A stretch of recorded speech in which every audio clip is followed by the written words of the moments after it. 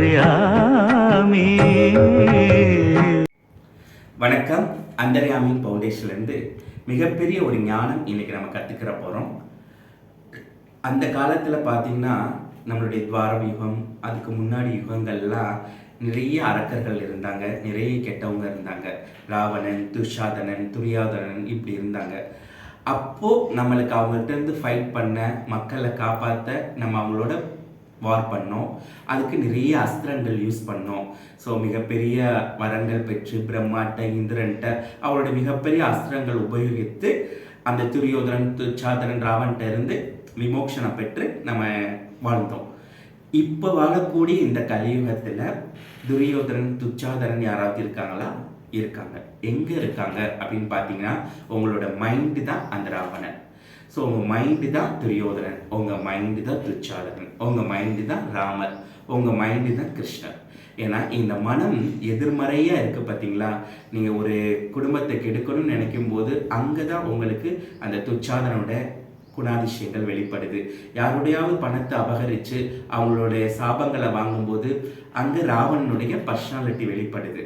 So இப்போ நம்மளுடைய mind தான் இயங்குது. இப்போ இந்த மைண்டு இந்த கலியுகத்தில் ரொம்ப ராவணன், துச்சாதனன், துரியோதனன் இவங்களுடைய பர்சனாலிட்டி இல்லாமல் ஒரு பக்தா பர்சனாலிட்டி நம்மளுக்குள்ளே வரணும்.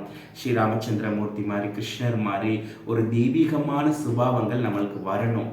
அந்த தெய்வீக சுபாவங்கள் வரும்போது நம்மளை சுற்றி கூட ஒரு தெய்வீகமான சூழல் அமையும்.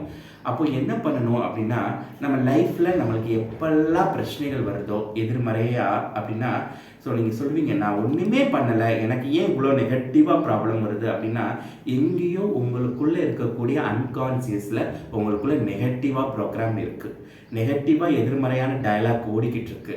அதனால தான் அது அப்படியே இந்த அவுட்டர் வேர்ல்டில் பிரதிபலிக்குது. எத்தனையோ பேர் இருக்கும்போது, இந்த உலகத்தில் எத்தனையோ பேர் இருக்கும்போது உங்களுக்கு மட்டும் ஏன் அந்த நபர் அந்த துரோகங்களை பண்ணணும்? உங்களுக்கு மட்டும் ஏன் பணத்தை வாங்கி ஏமாற்றணும்? உங்களுக்கு மட்டும் ஏன் நீங்கள் செய்யாத தப்புக்கு பழி வரணும்? இதெல்லாம் ஏன் உங்களுக்கு நடக்குது அப்படின்னு பார்த்தீங்கன்னா, உங்களுக்குள்ளே இருக்கக்கூடிய இன்னர் கான்சியஸ்குள்ளே எங்கேயோ இந்த நெகட்டிவ் பர்சனாலிட்டி ப்ரோக்ராம் ஆயிடுச்சு. அது ஒர்க்காக ஆரம்பிச்சிருச்சு. எல்லா மனுஷருக்குள்ளேயும் எல்லா பர்சனாலிட்டியும் இருக்குது. நமக்குள்ளே அரக்கர் பர்சனாலிட்டி இருக்குது, பக்தன் பர்சனாலிட்டி இருக்குது, துரோக பர்சனாலிட்டி இருக்குது, கோப பர்சனாலிட்டி இருக்குது, அன்பான பர்சனாலிட்டி இருக்குது. எந்த பர்சனாலிட்டி நம்மளுக்குள்ளே இன்னர் கான்சியஸில் இயங்குதோ அதுதான் வெளி உலகத்தில் பிரதிபலிக்கும். இப்போ நம்ம என்ன பண்ணோம்னா, ஃபஸ்ட்டு இந்த பர்சனாலிட்டிலாம் நமக்கு நெகட்டிவாக தரும்னு தெரியும். அப்போ நம்ம என்ன பண்ணணும்னா, நமக்குள்ளே இருக்கிற சாத்விகமான அன்பான பர்சனாலிட்டி வரணும்னா இதுக்கு ஒரே காரணம், அந்த யுகத்தில் அஸ்திரம் வச்சு அந்த துரியோதனன், துச்சாதனனை வீழ்த்தினாங்க. இப்போ இந்த மாதிரி பர்சனாலிட்டி நம்மளுக்குள்ள வரும்போது இதை வீழ்த்தக்கூடிய மகா அஸ்திரம் பக்தி. பக்தி நீங்கள் எந்த கடவுள் வேணாலும் வழிபடுங்க. பக்தி உங்களுக்குள்ள அன்கான்சியஸில் ஒரு பேராற்றலா, ஒரு அருவி மாதிரி பொங்கி வழியணும். அந்த பக்தி உணர்வுகள் எந்த மகானில் வைக்கலாம், எந்த தெய்வங்களில் வைக்கலாம், எந்த குரு மேலே வைக்கலாம், எனி கடவுள், இயற்கை, பிரபஞ்சம் எந்த ஒரு சக்தி மேலேயோ பக்தி பிரவாகமாக உங்களுக்குள்ளே வர ஆரம்பிச்சுன்னா கண்டிப்பாக உங்களுக்கு எந்த விதமான எதிர்மறை உணர்வும் வராது. அந்த எதிர்மறை உணர்வுகள் வரும்போது கூட இந்த பக்தி பிரவாகத்தில் அது புனிதம் அடைந்து உங்கள் வாழ்க்கை ஆனந்தமாக இருக்கும்.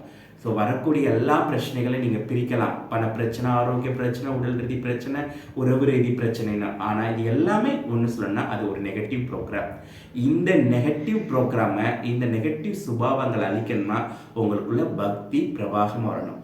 ஸோ எந்த கடவுளோ அந்த கடவுளோட உள்ளே போய் அந்த பக்திக்குள்ளே நீங்கள் வளர ஆரம்பிக்கும் போது உங்களை சுற்றி ஒரு ஆனந்தமான சூழ்நிலை, ஆனந்தமான மனிதர்கள், ரொம்ப ஆனந்தமாக வாழ்க்கையை வாழ முடியும். நன்றி.